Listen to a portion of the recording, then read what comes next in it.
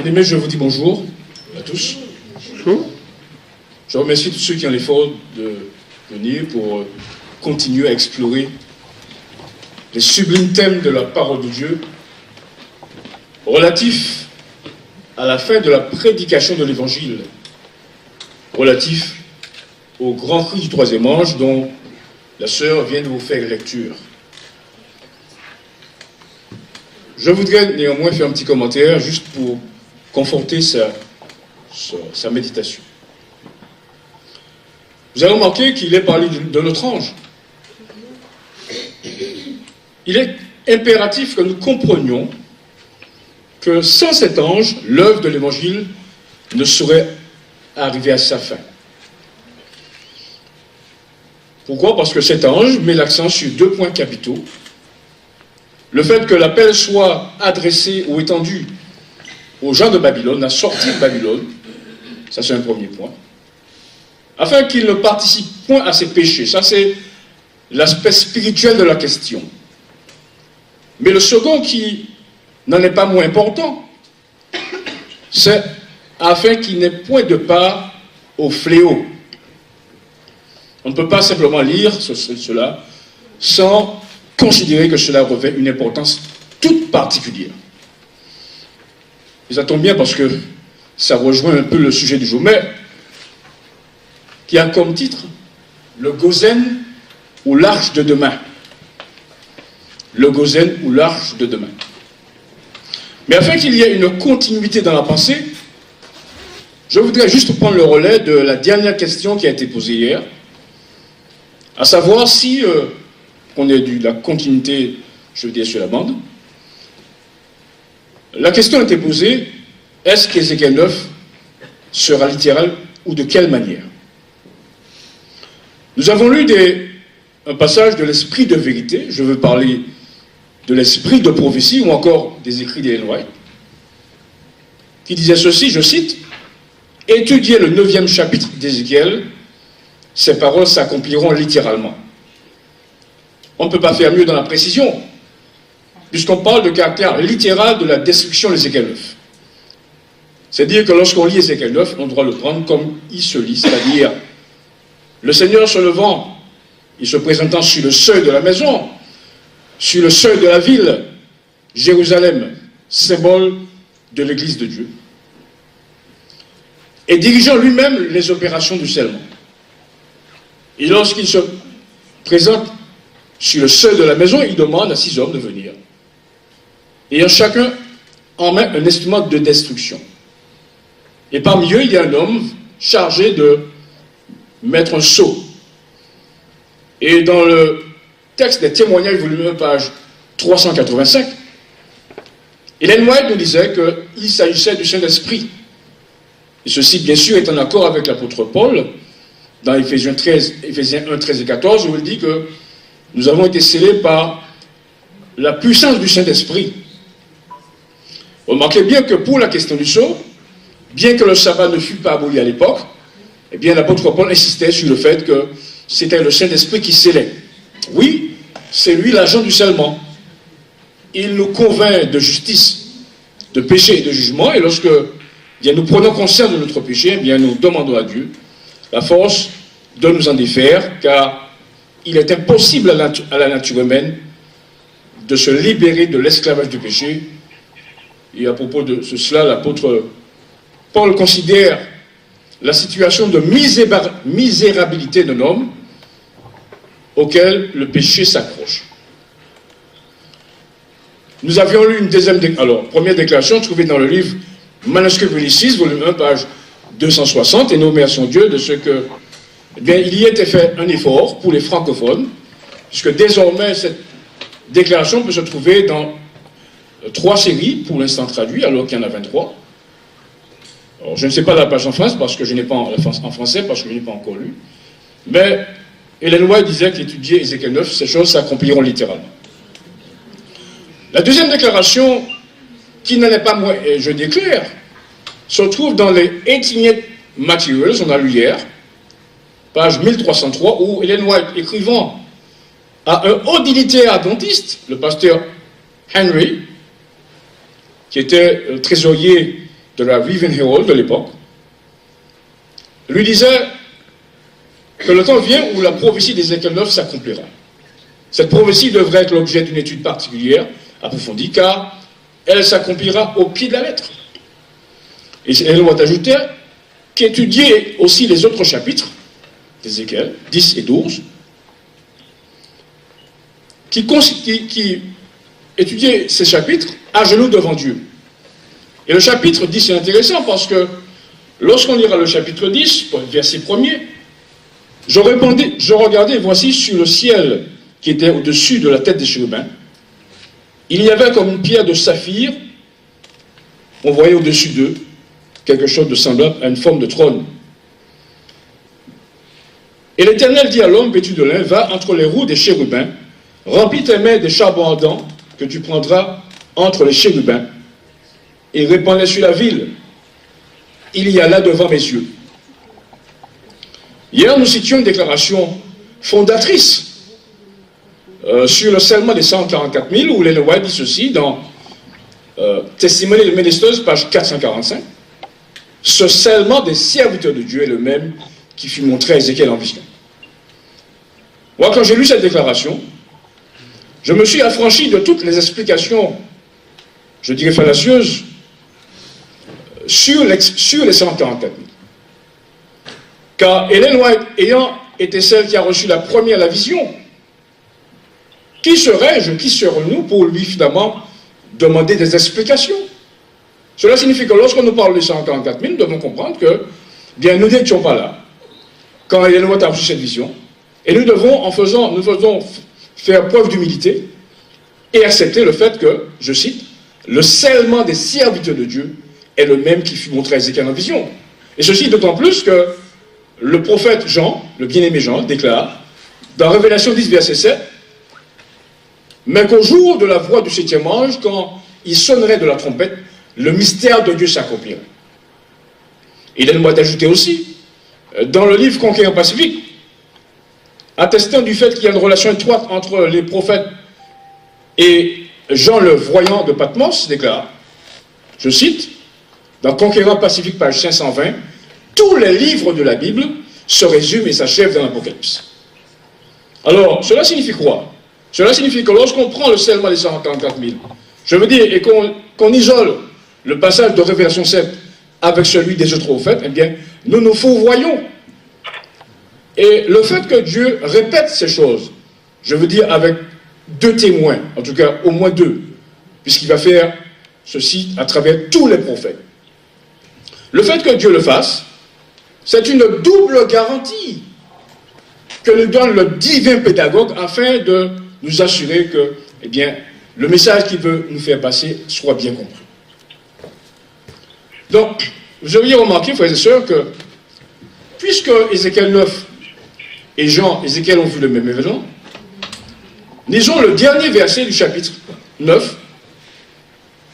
Et voici l'homme vêtu de lin, dont Ellen White nous dit dans Témoignage, volume 1, page 385, milieu de paragraphe, qu'il s'agit du Saint-Esprit. Et voici l'homme vêtu de lin, et portant une écriture à la ceinture, rendit cette réponse, j'ai fait ce que tu m'as ordonné. J'ai fait quoi? Eh bien, j'ai scellé dans ton église, Seigneur, 144 000 personnes qui s'insurgent, qui s'élèvent contre les abominations qui se commettent dans la ville. Et après avoir finalement fait l'opération du scellement dans la ville de Jérusalem, au fait de sélectionner un certain nombre de personnes, en tout cas 144 000, puisque Jean et Ézéchiel ont vu le même événement, afin de les extraire de ce peuple et de leur confier une mission. Et s'il en est qui douterait de la relation qu'il y a entre Ézéchiel 9, Ézéchiel 10 et le grand cri du troisième ange, voilà ce que Dieu déclare. Il dit finalement que l'Éternel lui demande d'aller sous les roues du chérubin et de répandre des charbons ardents sur l'autel. Je n'ai pas le livre là, mais je vais quand même le prendre rapidement. C'est le ministère évangélique, page 18, où les lois expliquent ce que représentent les charbons ardents. de façon à ce que nous ayons clair et nous ayons une idée claire sur la question, et que nous ne nous fourvoyons pas quant à l'explication sur les charbons ardents. Vous aurez remarqué que les charbons ardents sont, comme le nom l'indique, des charbons qui sont rougeoyants de feu. Vous faites une braise et vous voyez qu'il y a des charbons, et au bout de ce charbon, il y a du feu. Et vous prenez ce charbon ardent, vous pouvez finalement allumer des choses. Alors, que signifie le charbon ardent? Ceci pour montrer la relation qu'il y a entre Ézéchiel 9 et le grand cri du troisième ange. Ministère évangélique, page 18. Le charbon ardent, symbole de purification, représente aussi l'efficacité des efforts des serviteurs de Dieu. À ceux dont la consécration est telle que le Seigneur peut toucher leurs lèvres, s'adresse la parole, entrez dans le champ de la moisson, je serai avec vous. Entrez dans le champ de la moisson, pourquoi faire? Bien, pour aller ramasser, je veux dire, les gerbes qui attendent d'être moissonnées. Donc, après le scellement, Dieu répand le charbon ardent sur la ville. Mais au fin de quoi? Au fin de permettre à l'Église de porter le message d'évangélisation, puisque le feu, c'est aussi le symbole du Saint-Esprit. Donc, remarquez bien la déclaration, entrer dans le champ de la moisson. Donc, cela signifie qu'après Ézéchiel 9, eh bien, il y a finalement l'effusion de l'Esprit Saint qui a lieu sur la ville, afin de lui permettre de remoissonner la grande foule de chaque tribu, chaque langue et chaque peuple. Ceci encore atteste du fait, s'il en est besoin, qu'il y a une distinction entre les personnes qui sont scellées et celles qui sont ramenées suite à l'effusion du Saint-Esprit, symbolisée par l'effusion du charbon ardent, symbolisée par l'effusion de la Pentecôte. Tout cela montre quoi, frères et sœurs? Tout cela montre que Dieu est en accord avec lui-même. Et la même vérité qu'il a donnée à Ézéchiel, c'est la même qu'il va donner à Joël, qui va donner, Joël, puisque Joël parle de cela, Joël 2,28, le Saint-Esprit, et c'est la même qu'il va donner à Jean. Parce que Jean, étant un résumé de la vision des prophètes, va nous montrer exactement un premier peuple, 144 000, et un second peuple, d'autres peuples, comme le dirait Ésaïe 56, le verset 8. Alors, nous étions arrêtés sur la manière dont Dieu va faire l'évangélisation mondiale. Et pour bien nous permettre de comprendre la relation qu'il y a entre les deux, il nous faut comprendre que ce que Dieu a dit en Israël, pour Israël, vaut aussi pour l'Église adventiste. Qu'est-ce que Dieu a fait? Eh bien, il a sorti les 12 des tribus d'Israël, à main forte et à bras étendus. Et il a, je veux dire, institué en tant qu'Église dans la terre de Palestine, et en tant que royaume. N'oubliez pas cela, hein, c'est une Église royaume. D'accord? Et quand il a établi cette Église royaume, qu'est-ce qu'il a fait? Il leur a donné le message de l'Évangile au travers des rites et des cérémonies de la moisson. Et à travers ces rites était prêché l'Évangile. Je lis ici dans Conquérant Pacifique, page 14 ou 15. Je lis. Alors, c'est de bien vous concentrer, car nous essayons de faire un parallèle entre ce qui s'est passé en Israël et ce qui va se passer à la fin des temps. Donc Dieu a donné à Israël le message des sacrifices, de l'Évangile, pardon. Et les lois disent ceci. Grâce aux enseignements qui se dégageaient des sacrifices lévitiques, le Christ devait être exalté devant les nations. Et tous ceux qui se tourneraient vers lui posséderaient la vie. Il était la pierre angulaire de l'économie juive. Les types et les symboles étaient une prophétie condensée de l'Évangile, une image où se trouvaient réunies toutes les promesses de la rédemption. C'est avec donc ces types et ces symboles que Dieu a établi cette église royaume en terre de Palestine.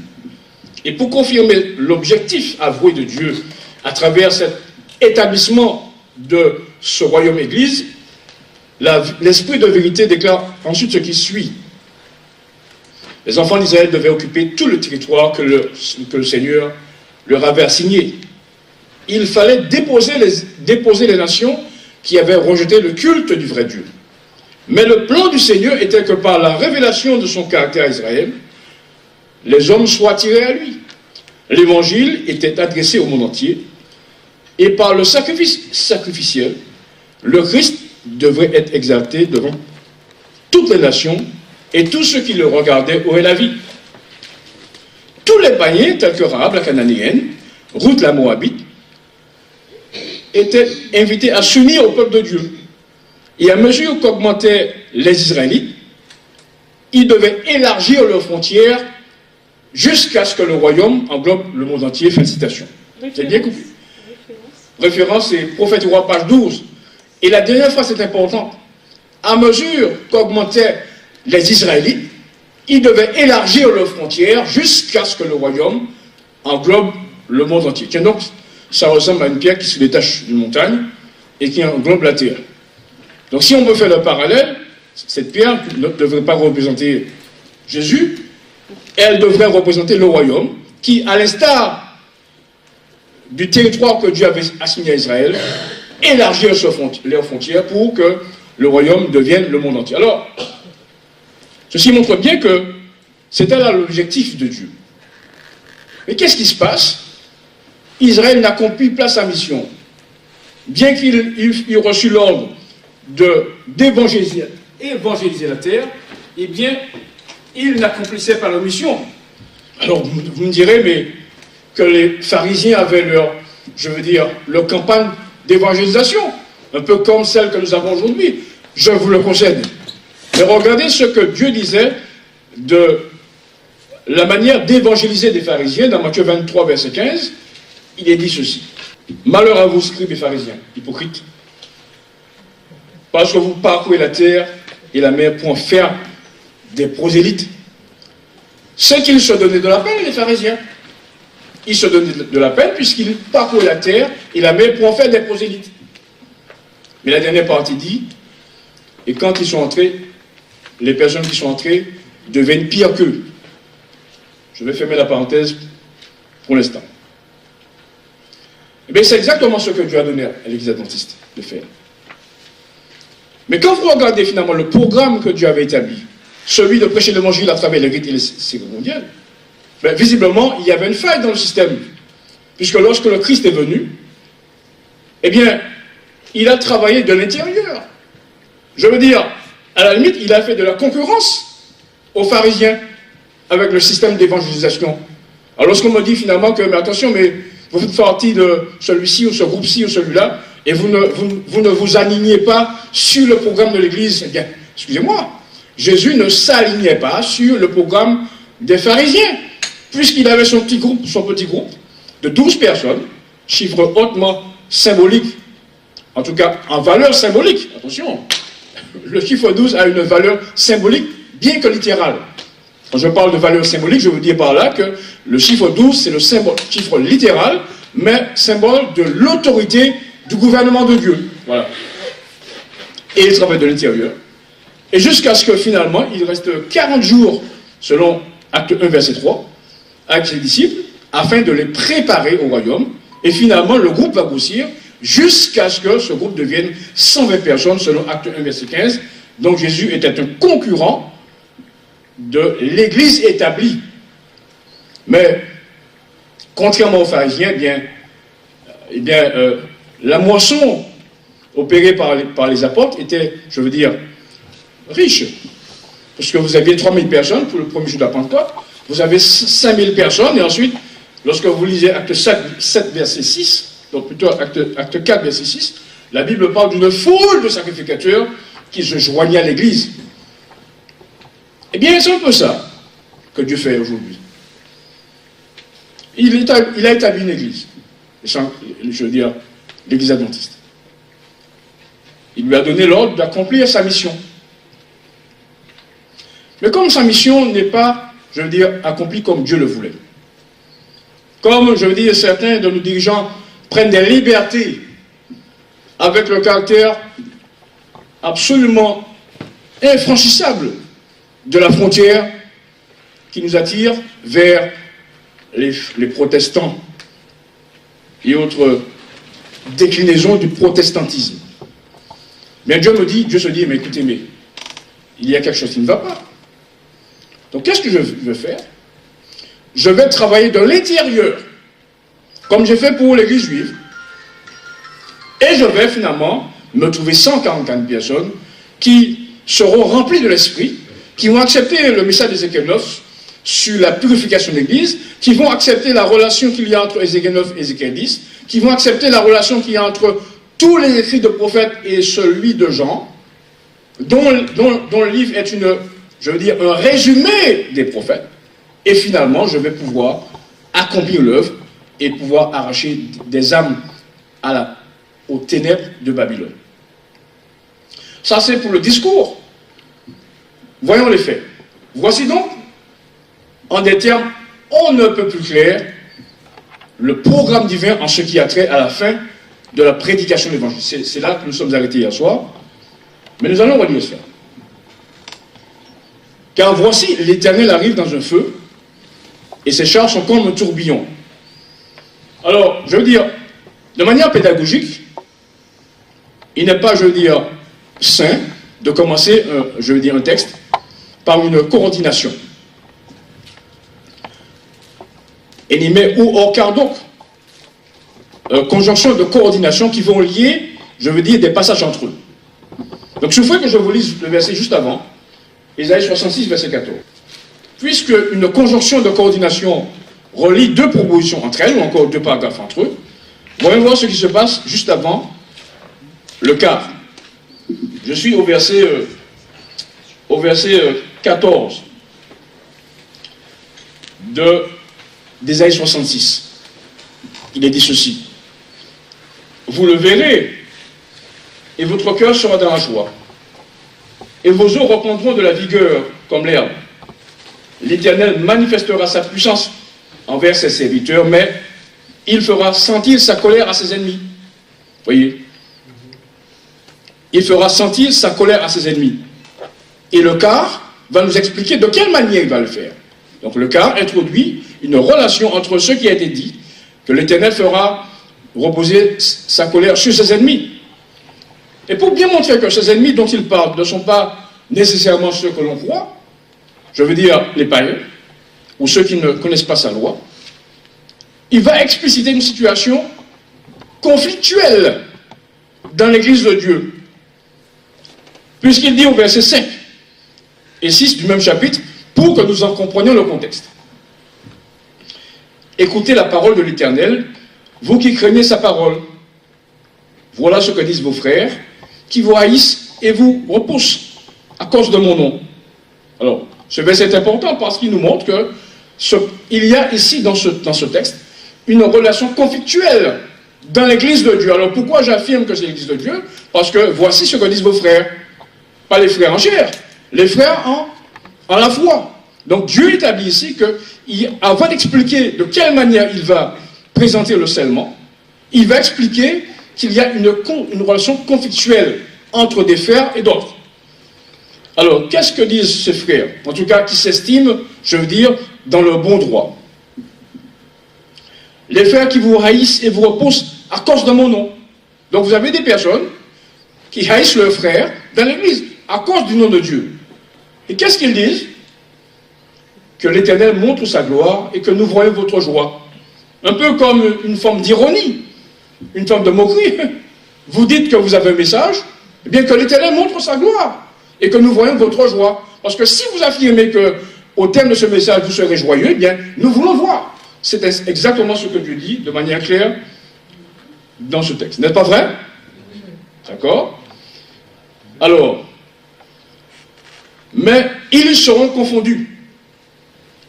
Ceux qui disent que nous voyons votre joie, parce que vous avez un message de purification, parce que vous avez un message selon lequel bien, Dieu mettrait à l'abri des personnes pendant les plaies, bien, que nous voyons votre joie.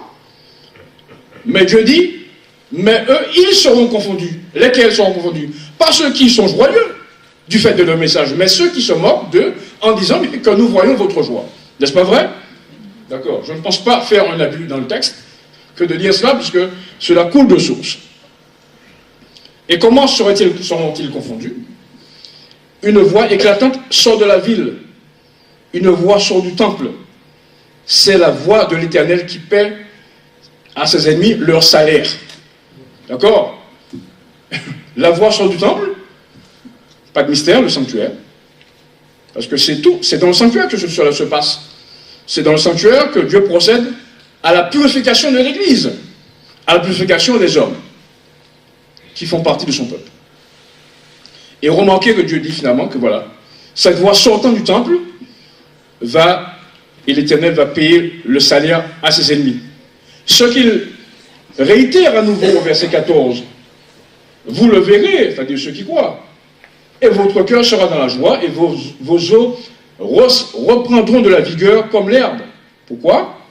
Parce que l'Éternel manifestera sa colère, sa puissance envers ses serviteurs, un clin d'œil manifeste avec le titre que leur attribue Jean, jusqu'à ce que nous ayons marqué du sceau le front des serviteurs de notre Dieu, comme nous l'avons vu aussi hier dans le livre que nous avons vu.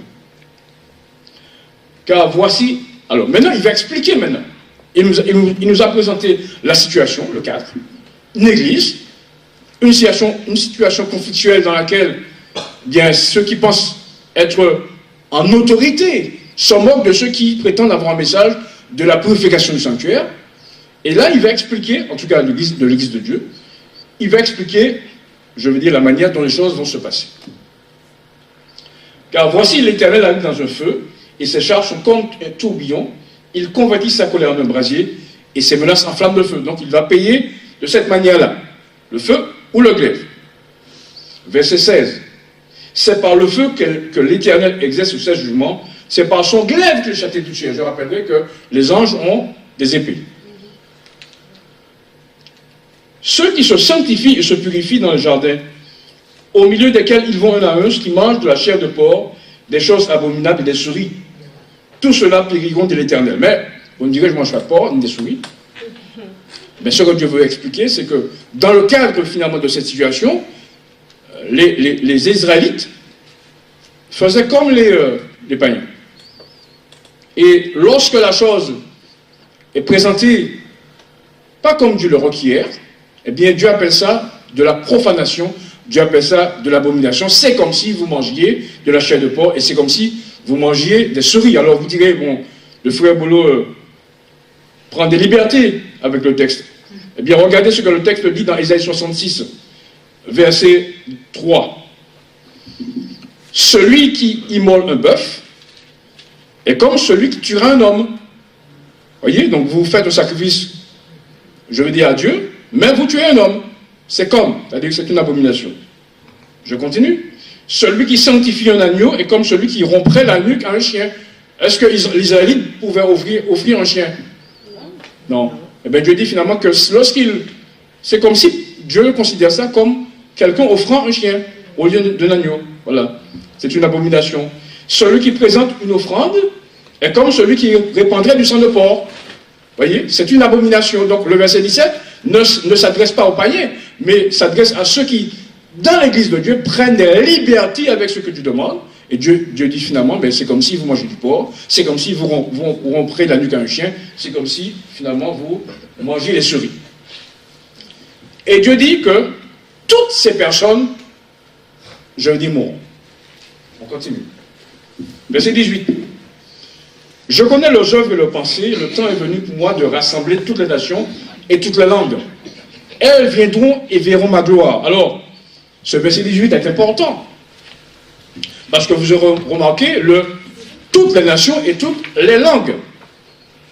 Cela signifie que nous sommes dans le cadre de la fin de la proclamation de l'Évangile, le seul moment où Dieu peut, je veux dire, rassembler les langues et les peuples.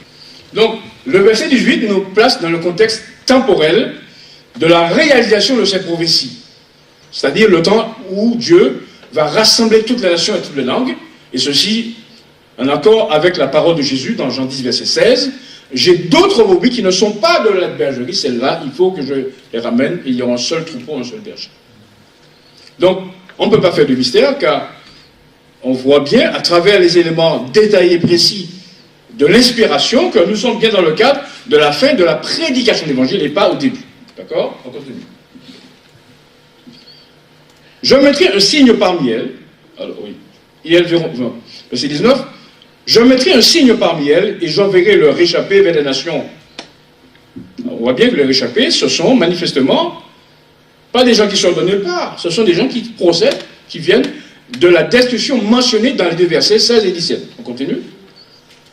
À Tarsis, à Pul, qui était de là, pardon, à Tubal et à Javan, aux îles lointaines, qui jamais n'ont entendu parler de moi et qui n'ont pas vu ma gloire. Ce verset atteste que nous sommes finalement à la fin des temps, parce qu'il y a des peuplades, des populations qui jamais n'ont entendu parler de Dieu, malgré les efforts déployés qui sont faits à leur intention. Fin du verset 19. Et ils publieront ma gloire parmi les nations. Alors, vous aurez remarqué ici la relation qu'il y a entre Ézéchiel, qui parle de sceau, de Marc, pardon, et Jean qui parle d'un sceau. Et lui, Ésaïe parle de signe. Vous savez, 3 témoins attestant du scellement. Sceau pour Révélation 7, signe pour Ésaïe 66 et Marc pour Ézéchiel 4.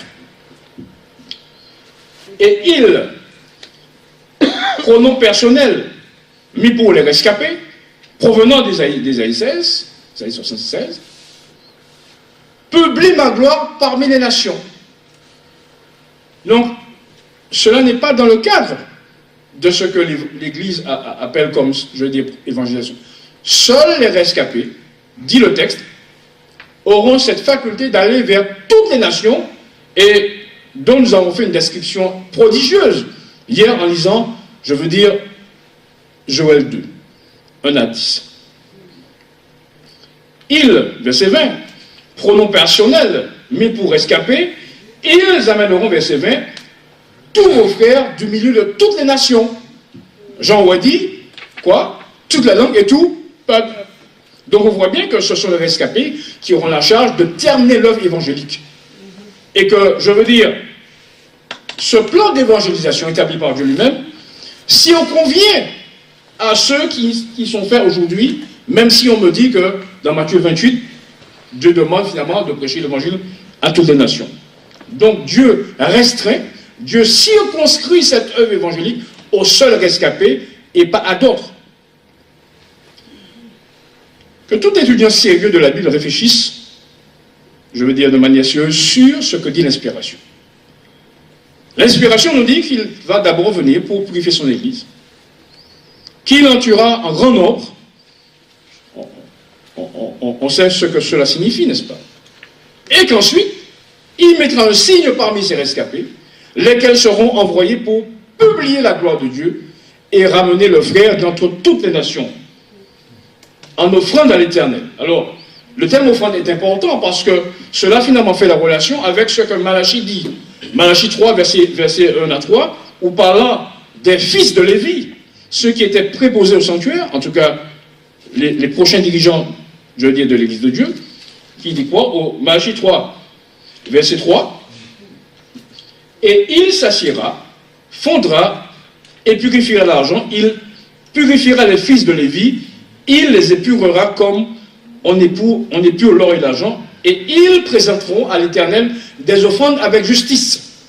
Cela signifie que lorsque Dieu viendra de son temple, lorsque Dieu aura purifié son Église, les seules personnes qui pourront, je veux dire, dont l'offrande sera acceptée, seront ceux des 144 000, les futurs sacrificateurs, les fils de Lévi. Et ils, après cette purification, présenteront à l'Éternel des offrandes avec justice. Et c'est pourquoi, en revenant à Ésaïe 60, verset 20, ces personnes, ayant été purifiées, ayant été le seul à pouvoir présenter des offrandes avec justice, les seuls dont il est dit dans Ésaïe 61, verset 3, qui sont une plantation de la justice de Dieu, eh bien ces personnes amèneront vos frères dans toutes les nations. Comme, je suis à la fin du verset 20, comme les enfants d'Israël apportent leur offrande dans un vase pur. Alors il y a des gens finalement qui, je veux dire, se moquent à l'idée de la purification de l'Église. Car cela ne tienne Dieu dit que lorsque ces dernières personnes seront ramenées, elles sont ramenées dans un vase pur, en tout cas pas comme dans l'état où se trouve l'Église aujourd'hui, puisque l'Esprit de vérité nous dit dans Témoignage, volume 3, page 367, eh bien, que le monde convertit l'Église. Et c'est pourquoi Ellen White déclare dans, on va le lire une autre fois, déclare dans Prophète et Roi, page 141 en français, que Dieu tient en réserve. Alors, c'est dommage parce que la déclaration en réserve ne se trouve pas en français. Mais si vous allez voir en anglais, page 141 de Prophet and Kings, vous verrez que Dieu a un firmament d'âme en réserve, ce que le livre français ne dit pas. Donc s'il est en réserve, c'est qu'il ne veut pas aujourd'hui qu'il vienne. Parce que s'il venait aujourd'hui, il serait surpris de trouver finalement l'apostasie dans l'Église. Donc Dieu est en réserve et le moment venu, eh bien, les rescapés sortiront afin de publier la gloire de Dieu à toutes les nations. Verset 21. Je prendrai aussi parmi eux des sacrificateurs et des lévites, dit l'Éternel. Et parce que la tâche sera si abondante, bien que Dieu se verra obligé de prendre parmi ceux qui sont ramenés, je prendrai aussi parmi eux, c'est clair, je prendrai aussi parmi eux, c'est-à-dire ceux qui sont ramenés, comme sacrificateurs et des lévites. Et Ellen White confirme cela en disant ceci, dans le livre, la sœur l'a lu, et peut-être pas avec assez de force, ce que je vais faire. Alors, page 278, le premier écrit chapitre, justement, intitulé Le Grand Cri, on ne peut pas faire mieux. De puissants miracles étaient opérés. Des malades étaient guéris, et les disciples étaient accompagnés de signes de prodiges. Dieu était à l'œuvre, et tous les saints, sans en craindre les conséquences, suivaient la conviction de leur propre conscience. Les saints, sans en craindre les conséquences, sans en craindre la persécution de leurs parents, sans en craindre de manquer d'eau, sans craindre de manquer, je veux dire, de pain, sans craindre de manquer de médicaments. Parce que lorsque va arriver, je veux dire, la manque de pain, si par exemple vous êtes diabétique et vous êtes à l'insuline, il vous faudra de l'insuline.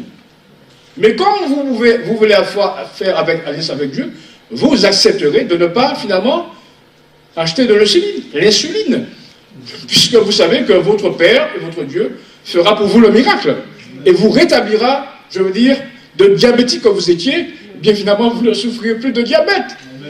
Seulement si vous faites l'effort d'accepter Christ. Et c'est pourquoi Dieu dit dans Révélation 7, verset 15, ils ont lavé l'Europe dans le sang de l'agneau. Voilà ce que Dieu demande. Ils ont lavé l'Europe dans le sang de l'agneau. Ils ont pris le risque d'être, je veux dire, dans le coma diabétique, mais ils ont fait le pas et ils n'ont plus eu besoin d'insuline parce que Dieu les a guéris. Amen. Alors, ils s'unissaient. Ils, pronom personnel, mis pour les personnes qui s'adjoignent à l'Église, ils s'unissaient à ceux qui observaient tous les commandements de Dieu et proclamaient au loin le troisième ange. Et c'est pourquoi Isaïe dit que je prendrai aussi parmi eux, et les lois confirment que ceux qui vont s'ajouter à l'Église vont participer à la proclamation du troisième ange, tant l'œuvre sera abondante, car il s'agira en l'occurrence d'évangéliser 7,5 milliards d'individus. Voilà. Voilà donc le plan de Dieu. Le plan que Dieu a pour la fin de la proclamation du grand cri troisième ange. Et n'en déplaise aux pharisiens d'aujourd'hui, c'est le plan que Dieu a prévu pour exalter son grand nom devant les nations et pour exalter sa sainte loi précisément au moment où les lois du dimanche seront en vigueur. Donc, Dieu veut que nous comprenions ces choses, que nous nous les approprions et que nous nous engagions maintenant à faire partie du cercle rapproché de Dieu. Lequel cercle rapproché se compte en 144 000 milliers d'individus. Donc que Dieu nous aide et nous bénisse à comprendre le plan de Dieu et à y souscrire si nous voulons participer à la proclamation glorieuse et si nous voulons être sauvés, car il est évident que si nous n'acceptons pas le message de Dieu, malgré le fait que nous ayons fait des choses pour Dieu, eh bien, Dieu se verra obligé de nous dire, retirez-vous de moi, vous qui commettez l'iniquité. Commettre l'iniquité, ce n'est pas seulement, je dis voler, ce n'est pas seulement être dans l'adultère, ce n'est pas seulement se livrer à des pratiques inavouables. Commettre l'iniquité, c'est refuser un message de Dieu que Dieu a donné pour son peuple. D'ailleurs, on a bien vu comment les Juifs se sont retrouvés dans cette situation.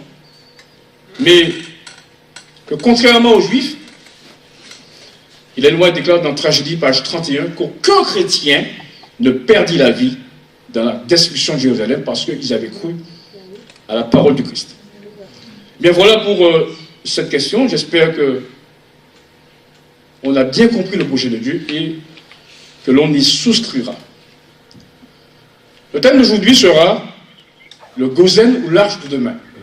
Alors vous avez ici une représentation du temple de Jérusalem, en tout cas de la montagne de Sion. La montagne de Sion où était construit le temple de Dieu. C'était le lieu à partir duquel Dieu devait évangéliser les nations. Et vous avez en bas une arche que Dieu avait construite dans le but de sauver des millions d'individus. Et vous voyez, malheureusement, les personnes qui n'ont pas accepté le message de Noé, et finalement, sont été privées de la protection que Dieu voulait leur accorder au moyen de l'arche. Et l'apôtre Pierre me rappelle dans 1 Pierre 3, verset 18 à 21, que seulement 8 personnes trouvaient la vie dans l'arche que Dieu avait prévue, que tout le monde ait la vie. Alors, quelle est la relation qu'il y a entre ces deux, je veux dire, ces deux gravures? Le temple, le mont Sion, où se trouve aujourd'hui la mosquée d'Al-Aqsa, mosquée musulmane, bien entendu, et ceci à cause de la désobéissance du peuple de Dieu. Vous savez, Dieu avait chassé Israël, chassé devant Israël, tous les Héthiens, les Jébusiens, les Cadmoniens et autres Phérésiens, selon Genèse 15, 18, et il avait mis à sa place son peuple. Non pas parce qu'Israël fut meilleur que les peuples environnants, mais parce que Dieu aimait Abraham, Isaac et Jacob. Et ce qui s'est passé en réalité, c'est qu'après la destruction de Jérusalem, les nations qui étaient dans les environs ont pris possession de cette terre, en l'occurrence les Arabes, et y ont construit sur les ruines, sur les vestiges du temple de Salomon, une mosquée. Alors, nous allons aujourd'hui parler de choses qui peuvent nous sembler, je veux dire, étranges. Mais, pour étranges qu'elles soient, elles n'en sont pas moins vraies, car elles se trouvent dans la parole de Dieu. Et c'est Jésus qui déclare ceci. C'est pourquoi tout scribe, instruit de ce qui concerne le royaume des cieux, est semblable à un maître, il manque l'accent sur le A, à un maître de maison qui tire de son trésor des choses nouvelles et des choses anciennes. Matthieu 13, 52. Alors ce matin, nous allons vous parler de choses nouvelles. Mais que l'on s'entende bien, je ne vous parlerai pas de choses qui sont contraires à la parole de Dieu. Je ne vous parlerai pas de sabbat lunaire, parce que le sabbat lunaire n'a pas sa place dans la sûre parole prophétique. Je ne vous parlerai pas du millénium passé sur la terre, comme certains le disent, parce que ceci n'a pas sa place dans la sûre parole prophétique. Puisque Jérémie 4, 20 à 21 déclare de manière claire et péremptoire que lorsque Jérémie a regardé la terre au moment de la destruction, je dis de la terre, il n'a vu point d'homme, il n'a vu pas de bête, et comme même le ciel et les étoiles avaient retiré leur éclat, cela signifie que la terre sera, pendant le millénium, dans un état de chaos, à l'instar de ce qu'elle était avant que le Seigneur ne crée la terre de l'eau.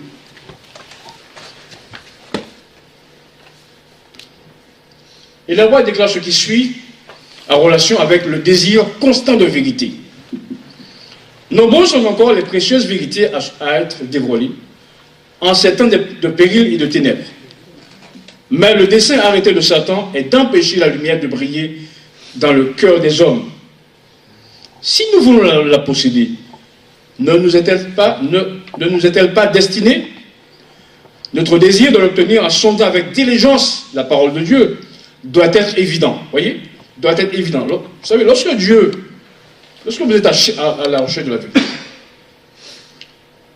Dieu sait comment faire, mais il ne peut le faire que lorsqu'il voit que cela est évident chez vous, que vous désirez ardemment connaître. Parce que si vous désirez connaître, mais de façon à la légère, mais il ne va pas vous aider.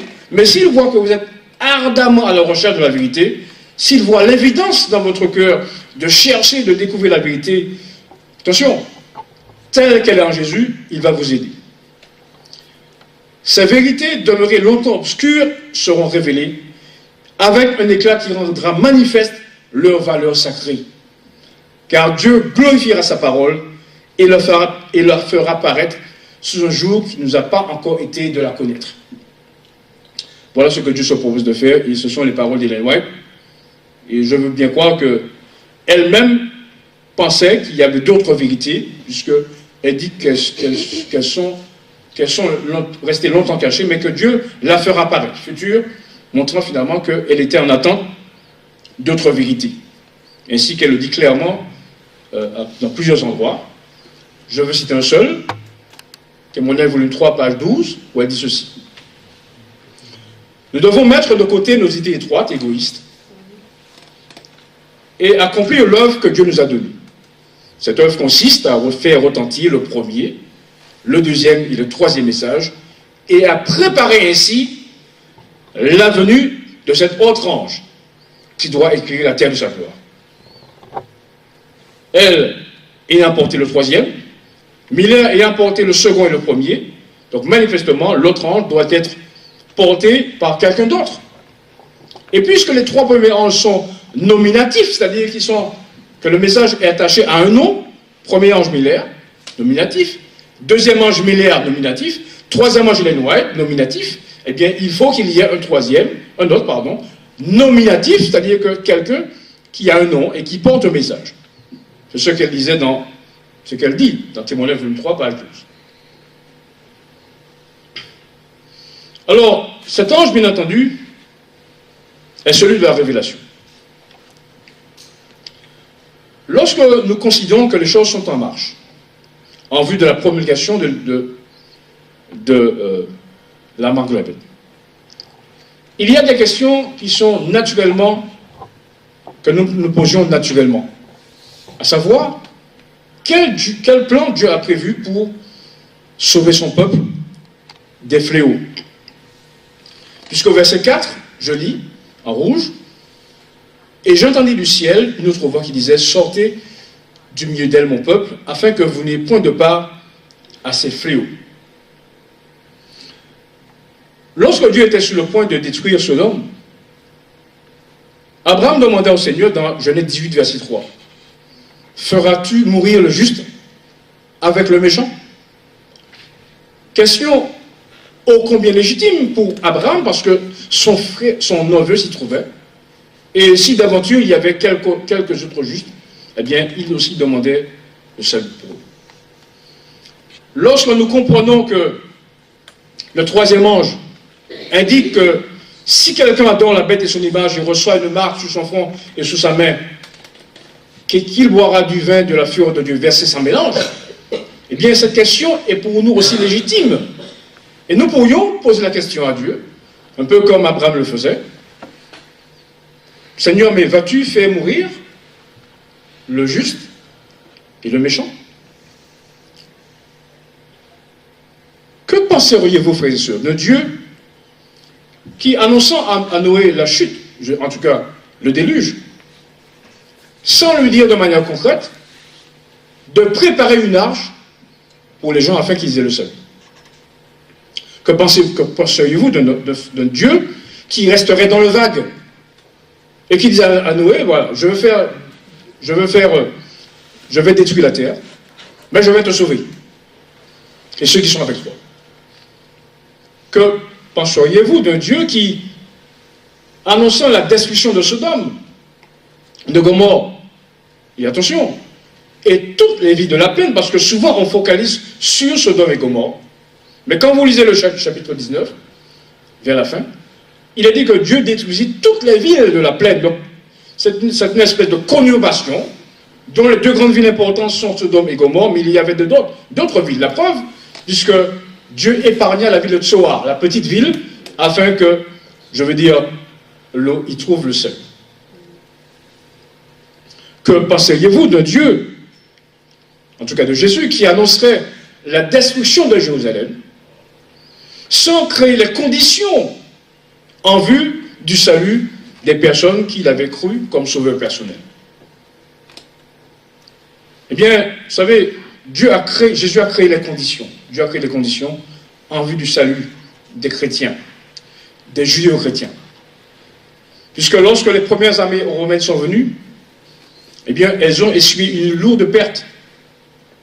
Vous pouvez lire ça dans le Tragique des siècles, au point que les factions juives, les zélotes juifs, ont entamé l'arrière-garde des Romains. Les Juifs y ont vu le signe des conditions que Dieu créait pour leur salut.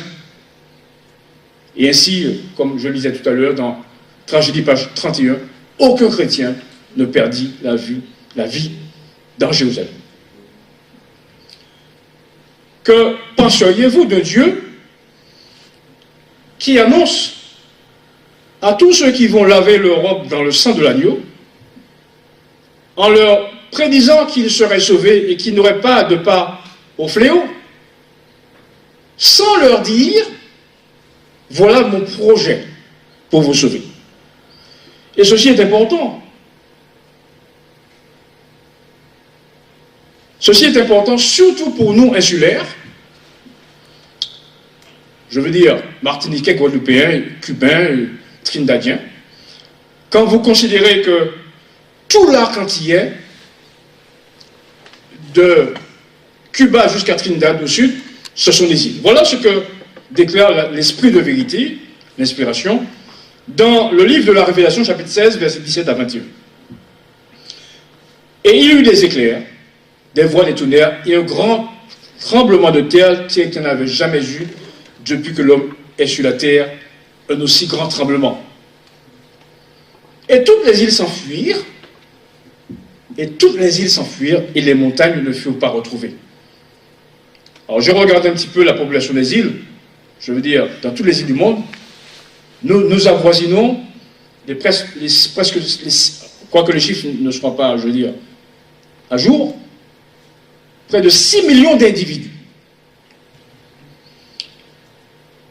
Et une grosse grêle, dont les grêlons pesaient un talent, tomba du ciel sur les hommes, et les hommes blasphémèrent Dieu à cause du fléau de la grêle, parce que ce fléau était très grand, Révélation 16, versets 17 à 21.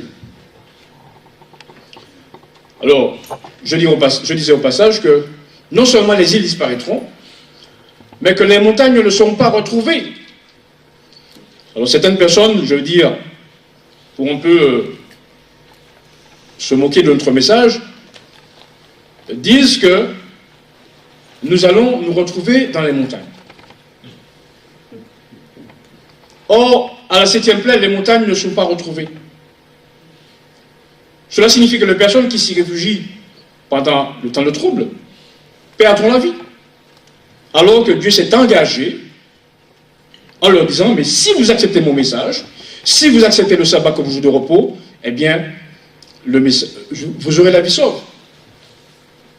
Alors, je veux dire, déclarer comme ça, on peut finalement hausser les épaules. Mais quand nous nous concentrons sur l'idée que les personnes qui sont réfugiées dans ces îles et dans ces montagnes perdront la vie, on se dit, attention, je dois finalement réfléchir à la question.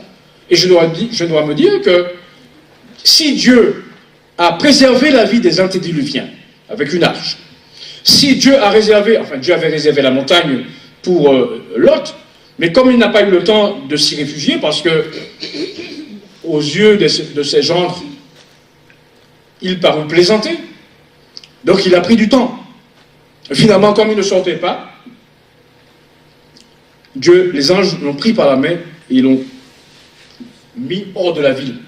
Soit dit en passant, quand vous lisez Genèse 16, Genèse 19, verset 16 et 17, le même verbe qui est employé pour la révélation, sortez de Babylone, mon peuple, est employé pour l'eau, sort de la ville. Lisons-le.